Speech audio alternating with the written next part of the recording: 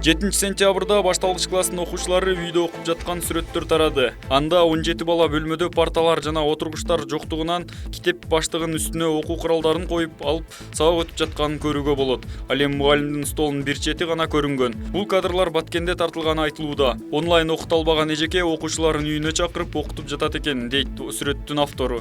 Белгилей кетсек, балдардын көпчүлүгү мектеп формасында отурушат. Баткен облустук мугалимдердин усулдук борборунун жетекчиси Мээрниса Айжигитова окуя такталып жатканын билдирди. Айтымында сүрөт Баткенде тартылбаган болушу мүмкүн. Азыр бардык жетекчилерге чалып тактап атабыз.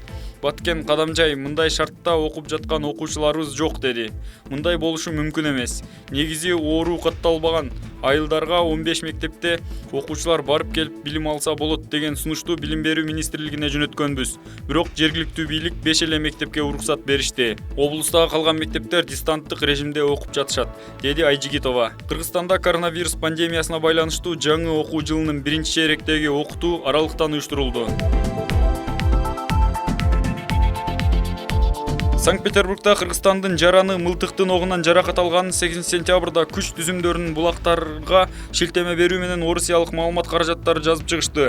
7-сентябрда түнкү саат 1 чамасында Маршал Жуков проспектисинде 35 жаштагы экскаватор айдоочусу 28 жаштагы кыргызстандык менен уруша кеткен. Натыйжада айдоочу травматикалык тапанча менен каршылашына аткан. Мылтыктын огунан кыргызстандыктын көкүрөк сөөгү жабыркаган. Ага медициналык жардам көрсөтүлгөндөн кийин канааттандырарлык абалда амбулатордук дарыланууга чыгарылган. Ок чыгарган жаран изоляторго киргизилип, тапанчасы укук коргоо органдарына өткөрүлгөн. Кармалган адам буга чейин уурлук үчүн 6 ай камакта жатып чыккан деп жазылат маалыматта. Москвада сот актер Михаил Ефремовду 8 жылга эркинен ажыратты. Ал Москва шаарынын Смоленский аймагында адам өлүмү менен коштолгон жол кырсыгына айыпталып жаткан.